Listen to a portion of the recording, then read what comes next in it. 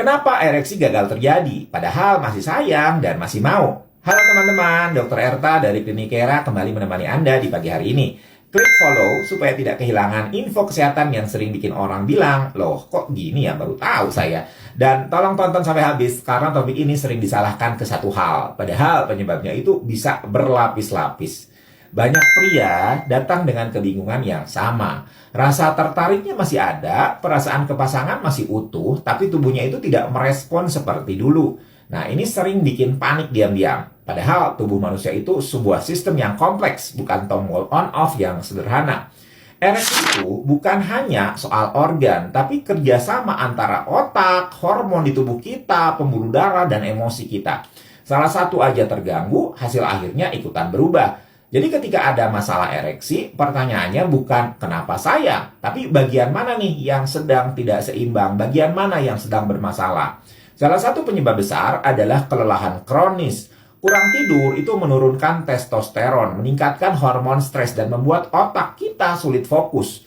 Banyak orang mengira capek itu bikin ngantuk, padahal efeknya itu sampai ke fungsi seksual. Berat badan berlebih juga punya peranan yang besar. Lemak berlebih itu mengubah metabolisme hormon, meningkatkan peradangan, dan mengganggu aliran darah. Ereksi itu butuh pembuluh darah yang lentur, bukan yang tertekan beban bertahun-tahun. Kurangnya aktivitas fisik itu juga sering jadi faktor tersembunyi. Tubuh yang jarang bergerak itu punya sirkulasi yang kurang optimal. Olahraga teratur itu membuat pembuluh darah lebih responsif dan meningkatkan hormon yang mendukung fungsi ereksi. Kecemasan performa juga sering terjadi. Istilahnya ini performance anxiety. Sekali gagal, muncul pikiran. Nanti gagal lagi. Nah, pikiran ini memicu hormon stres yang justru memperlambat ereksi. Akhirnya yang dilawan bukan masalah fisik, tapi rasa takut sendiri.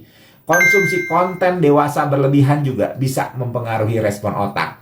Otak terbiasa dengan rangsangan yang tinggi, sehingga rangsangan alami terasa kurang kuat. Nah, ini bukan soal moral, tapi soal adaptasi sistem saraf kita. Penyakit jantung dini itu juga sering datang diam-diam. Pembuluh darah di penis itu lebih kecil dibandingkan pembuluh darah jantung, sehingga gangguannya itu muncul lebih awal. Ereksi yang menurun itu bisa jadi tanda awal masalah pembuluh darah sistemik. Solusinya itu bukan instan tapi realistis. Mulai dari tidur yang cukup, gerakan yang rutin, perbaiki stamina, perbaiki pola makan, kelola stresnya, dan evaluasi medis bila perlu. Konsultasi dong ke dokter ya, bisa mampir ke Klinik Era. Obat itu bisa membantu, tapi gaya hidup itu menentukan hasil jangka panjang. Ereksi bukan ukuran harga diri, tapi indikator kesehatan. Ketika tubuh itu bicara pelan-pelan, lebih baik kita dengarkan sebelum dia teriak.